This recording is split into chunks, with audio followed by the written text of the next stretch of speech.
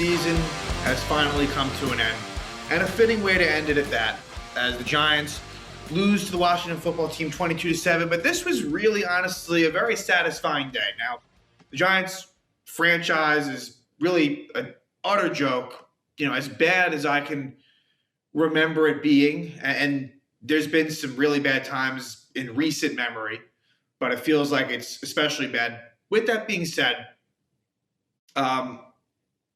from a draft perspective, today worked out really well. Really as well as you could have hoped it would, as the Giants lose. So they will be picking fifth in the draft. And the Bears lost as well to the Vikings. And that was a game that wasn't looking so good. The Bears were up 14-0 late in the first half, but the Vikings came back, won that game. And with some other help, the Bears will be picking the Giants pick, the Bears selection, the original Bear pick will be seventh. So the Giants had the fifth and seventh picks. And you look at the whole situation, I was very upset about that Bears-Seahawks game a few weeks ago. It didn't matter. As it turns out, the way things went down, even if the Bears had lost that game, they still would have been picking seventh. So I kind of suspected that this would happen, and that would be a best-case scenario. Especially with the Bear pick. That being seventh, I'm very satisfied with. The Giant one, it's funny. If the Giants had just won one less game, they would have been picking second. Like, that's how – there was a one-game separation between the Jaguars, who, had the number one pick, and the Giants, who were also tied with the Texans and the Jets, with the Lions in between. So, and on that point, the Jaguars, they had an unbelievable win against the Colts, and it eliminated the Colts from the playoffs. If the Colts won that game, they would have gotten in. The Jaguars won. My point is that the Giants – they finished the season as the worst team in the NFL, no doubt about it. I know there's a lot of injuries. There is a lot of very unfortunate circumstances. Absolutely. I acknowledge that. But the Giants finished the season, like I said, the worst team in the NFL. You watch there was some unbelievable football, amazing, Giant games are completely different. These are games that are unwatchable. They have to be the worst game each week, at least in the last, really for most of the season, but I guess the last 6-7 weeks specifically, I guess it would be 6. The last 6 games for the Giants, you can't watch them. It is so bad. But the Giants did score a touchdown in this one. They do get a touchdown. So, credit there. But, the rushing difference was crazy. Washington ran down the Giants' throats.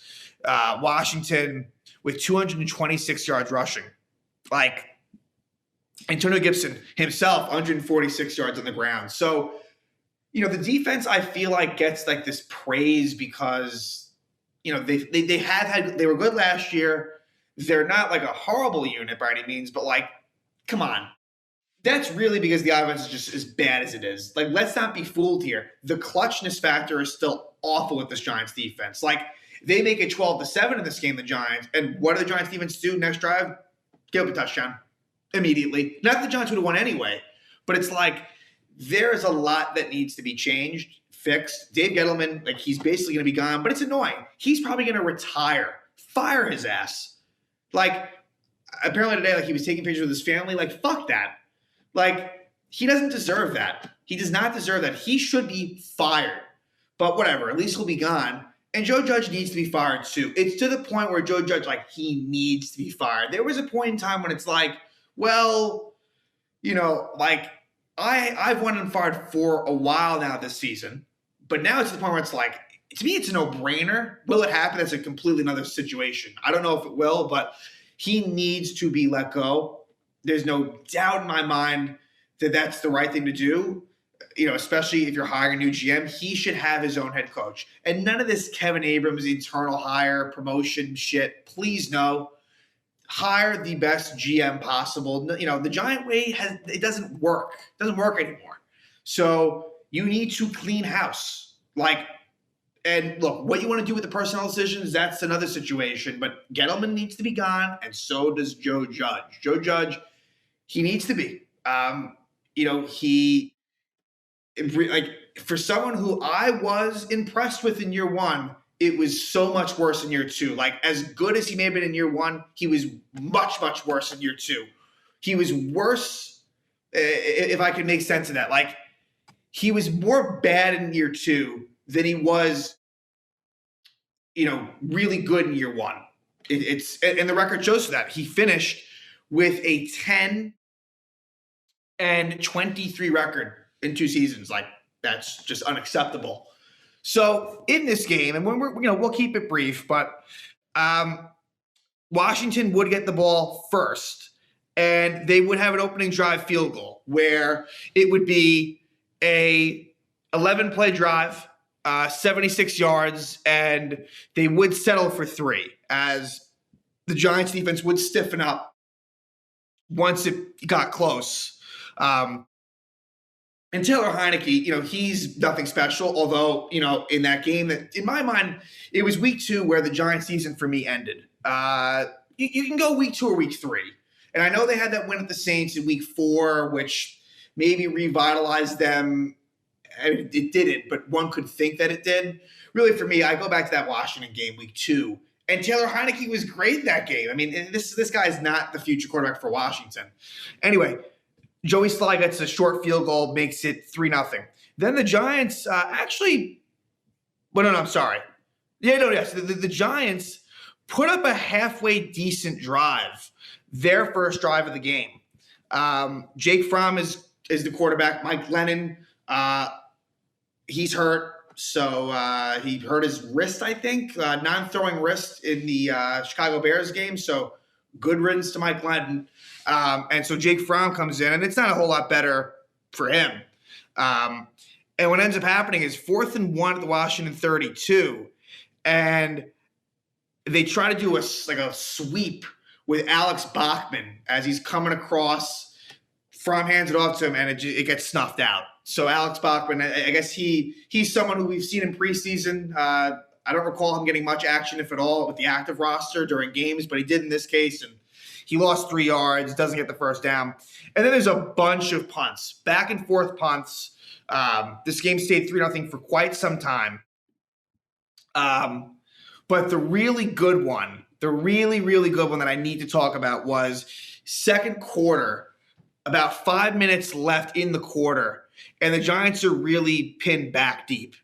And on second 11 at their own 2, they basically just do, I guess you call it a QB sneak, I guess is what you'd call it. And Fromm gains 2 yards. And in that situation, it's a bit embarrassing, but I can understand it. Like last week against the Bears, they had a safety. They wanted to avoid that. And look, Joe Judge is right in not trusting this offense. I don't blame him, but the optics look terrible. Like, you're a team that's going nowhere. Like, do something. Try to throw the ball. Try to do something. And so the second 11 play, all right, fine. But on 3rd and 9, he does it again. And it's a 1-yard game, just embarrassing. Like, just total give up.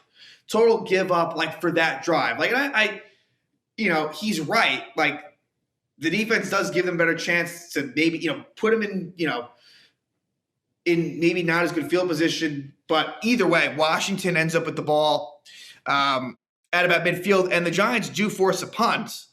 But then the Giants, again, punt themselves. They got nothing going offensively at all in the first half. And what do you know? For the last time, so the Giants end up with no points at the end of the first half all season, with 2 minutes left in the first half, and we can add 3 more points. I forget what the count is. I assume it's somewhere like in the 80s, like 80s something to nothing. As Washington does get a field goal, 5-play, 44-yard drive, Joey Sly, 43-yard field goal, makes it 6-0 at half. The Giants would punt, a couple punts back and forth, and then on a 3rd and 4 they get a first down. 1st and 10 at the 26. It is a pick 6. Jake Fromm to Bobby McCain, 30-yard interception return for a touchdown. Gives Washington a 12-0 lead late in the 3rd quarter. A failed 2-point conversion for Washington then would occur. So 12-0 Washington. And then the Giants do the unthinkable. They actually put together a touchdown drive. Honestly shocking. Like, I'm not even saying that, like, honestly, truly shocking that they did. Some 4th down conversions involved. 4th and 5 from Fromm to Saquon Barkley for 11 yards. A 4th and 2 at the Washington 32 to Kenny Golladay, 7 yards. And on a 3rd and 7 22, it's a 22-yard touchdown catch for Darius Slayton. That's not a name we've really heard a whole lot. I know he was out with COVID last week, but it's a Darius Slayton touchdown, which reminds me, no touchdowns on the season for Kenny Golladay. I mean, you couldn't have predicted that even in the worst of scenarios. But Slayton gets the touchdown, 12-7. And this is what I'm talking about. So it's 12-7, fourth quarter, and the Giant defense basically, just absolutely gets demolished as Antonio Gibson with an 11-yard run, a 9-yard run, 17-yard run, and he caps it off with an 18-yarder, gives Washington a lead. Like, that was it right there. At 12-7, who knows? Maybe like Washington turns the ball over. Things could have happened there, but Washington's touchdown makes it 19-7. And then the first play on the Giant drive with 6:28 left, Jake Fromm sacked, fumble, recovered by Washington. Gives him a short field and leads to another short field goal for Joey Sly. Gives Washington a 22-7 lead. The Giants would sadly punt because Fromm got sacked. And then the Giants would eventually get the ball back very late in the game. It was a 15-point game. And the Giants would work the ball down the field a bit. And fittingly, the very last play of the season, 4th and 3 at the Washington 16. Again, the result of the game was already over, but it's an interception. Jake Fromm throws an interception, also to Bobby McCain. And yeah, that's your final, 22-7. 103 passing yards for Jake Fromm, 83 as a team. Fromm did get into the rushing act. I mean, mainly, actually there was a few decent runs. 5 carries for 53 yards for Jake Fromm, but just straight up embarrassments, up and down. Like I said, a couple of interceptions for Fromm, a fumble for him as well. 3 sacks for Washington. For the Giants, 3 sacks. Lorenzo Carter, who finished off the season pretty strong. Logan Ryan had a sack, and Leonard Williams as well. So, but really not a whole lot to hang your hat on. But this was a very good situation. Honestly, a very satisfying way to end the season, with Chicago getting that loss, with the Giants getting their loss. So picks 5 and 7. Besides the fact that the Giants picking 5 meant that the Giants would have a shitty season, and it was a very shitty one, you would have signed up for, if I told you before the season started that those picks would be 5 and 7, you would have absolutely signed up for that. But the question is, what do you do with that? Now that, hopefully someone else will be making these decisions, it is basically definite that Dave Gettleman will be gone. But let's see what happens with Joe Judge. And if Joe Judge is fired, I will definitely talk about that. I hope to have an episode about that. But if not, if there isn't a Joe Judge episode, I'm thinking, of possibly doing an NFL playoffs episode. I haven't confirmed that yet, but want to see how things play out the next few days. Let's hope that somehow, and if Joe Judge does get let go, I don't think that it will be necessarily immediate. Whereas like with Gettleman, I think like that could honestly happen as soon as Black Monday, as they call it in the NFL. With Judge, I don't expect, even if he, like I said, he may still get let go, but it may not be immediate.